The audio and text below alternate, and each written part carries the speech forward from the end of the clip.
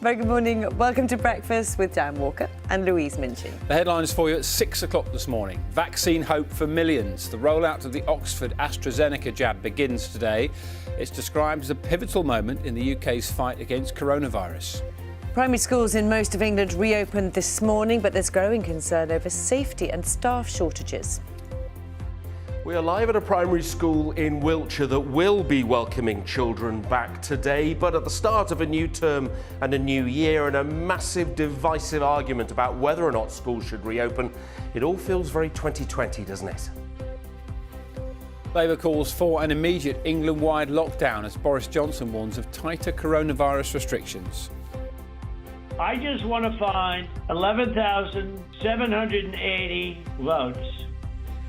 A recording's emerged of President Trump telling officials to find votes to overturn Joe Biden's election win.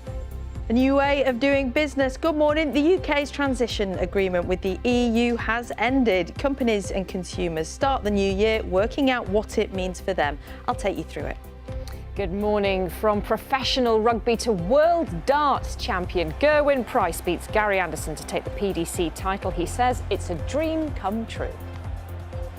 Good morning. For most of us today, it is going to be cold but sunny. There are still some wintry showers though in the east, some rain across the southeast and gusty winds to boot. But I'll have all the details in 10 minutes.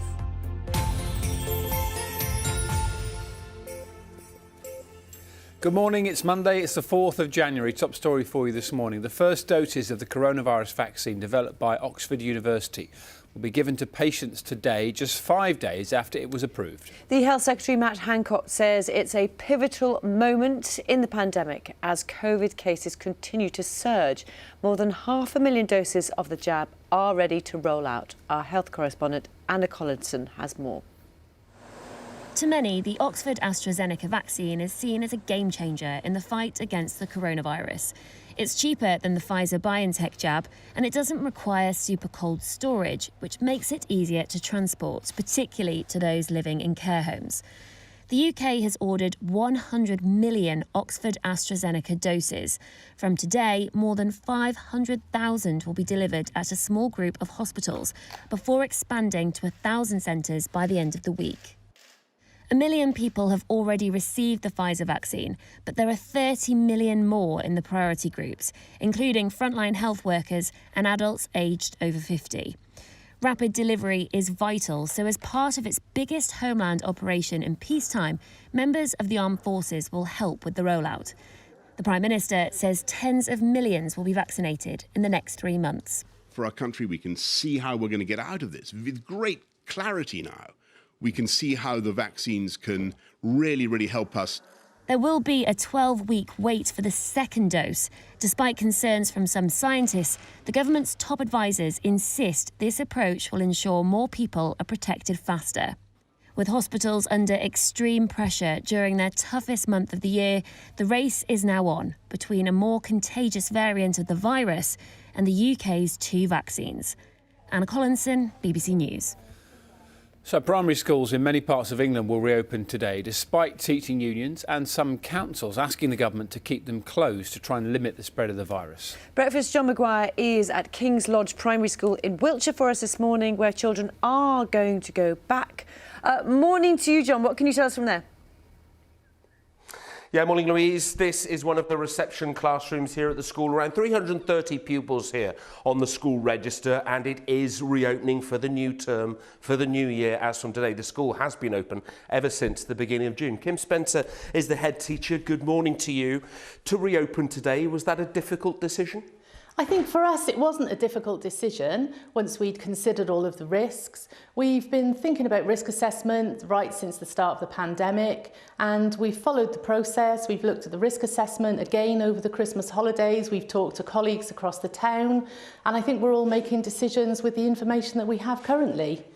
And does it feel different to the sort of decisions you made when you reopened after the first lockdown and the beginning of the summer? I think they're almost identical. Back in the summer, we were concerned about something that was very new to us. This time, what we're most concerned about is the increased spread. in other areas of the country. So we're looking more in detail again about what we can do in school, how we can keep the children safe, and of course how we can keep the staff safe. And it's a decision made by you and by the governors, and we'll talk to some governors later on this morning, but you also, one assumes, include the parents in that decision making as well to a certain extent. Our parents speak with their feet, really. And today, just like other schools in the country, we will have parents who have made the decision not to send their children into school for their own reasons. And my job is to try and encourage people to send their children into school because we can see the difference that it makes by being here. But I also have to recognise the fact that parents are apprehensive too. All right, Kim Spencer, thank you very much indeed. Such a difficult decision to make once again, whether to open a school or not, just as it was so many months ago, but so many conditions are again different, aren't they? Which is why we're seeing so many different decisions made by different organisations, different levels, but this school here in Chippenham will be open for pupils today. Well, listen, John, thank you very much indeed. So many people are waking up this morning wondering about what's going on. We'll be speaking actually as well, 7:30 here, to the Health Secretary, Matt Hancock, about that, other things, of course, as well. The Labour leader, Sir Keir Starmer, has urged the Prime Minister to call a national lockdown today. He was speaking after Boris Johnson said stronger regional restrictions may be required over the coming weeks. Nearly 55,000 COVID cases were reported yesterday. Our political correspondent, Chris Mason, has details. The NHS struggling, the economy crippled, the country stalked by uncertainty. Few deny the situation is bleak and is likely to remain so for the remainder of the winter. The next step would probably be for more areas of England to move into Tier 4, the highest level of restrictions, if the coronavirus numbers in those regions in lower tiers go in the wrong direction. I'm told some sort of curfew being imposed in England is not being looked at, but little is being categorically ruled out. Labour want action now. The virus is clearly out of control, and there's no good the Prime Minister hinting that further restrictions are coming to place in a week or two or three. That delay has been the source of so many problems. So I say bringing those restrictions now, national restrictions within the next 24 hours. That has to be the first step to controlling the virus. Sir Keir wants a renewed emphasis on the stay-at-home message. Government sources say this is very similar to existing Tier 4 restrictions. Chris Mason, BBC News. New coronavirus restrictions are expected to be announced in Scotland today. The Scottish Parliament's being recalled for an urgent statement by the First Minister Nicola Sturgeon this afternoon. Before that, she'll meet her cabinet, and options likely to be discussed include a further delay to pupils returning to school and a return to the stay-at-home message, which dominated the early days of the first lockdown. 5 teenagers are being held by police in connection with the fatal stabbing of a 13-year-old boy in Reading yesterday afternoon. 4 boys and a girl, all aged between 13 and 14, have been arrested on suspicion of conspiracy to commit murder.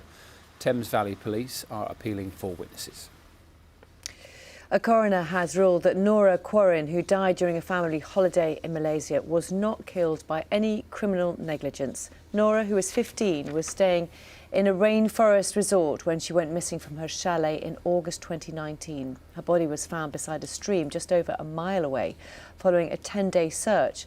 An inquest in Malaysia ruled that Nora's death was caused by misadventure. A recording has emerged which appears to show President Trump putting pressure on a senior Republican official to overturn Joe Biden's election victory in Georgia. The Washington Post says the audio is from an hour-long phone call with Georgia's Secretary of State, Brad Raffensperger. The Vice President-elect, Kamala Harris, called it a bold abuse of power. Paul Hawkins reports. Impeachment, the Russia scandal and catching COVID in the middle of a pandemic. The Trump presidency has been a rollercoaster ride, so on one level, perhaps we shouldn't be surprised. After all, Donald Trump himself said, "Losing is never easy. Not for me, it's not." But on another level, no one could have foreseen that the President of the United States would ask Georgia's top election official to find enough votes to overturn November's result. You can't let it happen, and you are letting it happen. You know, I mean, I'm notifying you that you're letting it happen. So, look, all I want to do is this. I just want to find 11,780 votes, which is one more than we have, because we won the state. The call lasted an hour. A lawyer for the state refuting the president's unsubstantiated claim that ballots had been shredded and voting machinery had been removed. Condemnation of the call has been swift. Well, it was, yes, certainly the voice of desperation. And it was a bald-faced, bold abuse of power.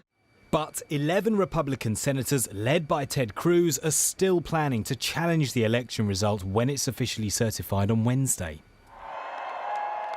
Donald Trump is holding an election rally on Monday night in Georgia, where 2 Republican-held Senate seats are up for grabs in Tuesday's election. Polling suggests both races are tight, with the outcome deciding who controls the upper house of Congress.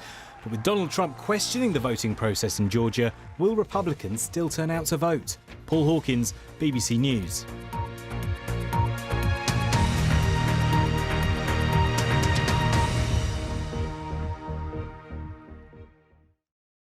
See the headlines as they happen and watch BBC News live in the app and get the full story with bbc.co.uk/news. Follow the story for all the latest with BBC News.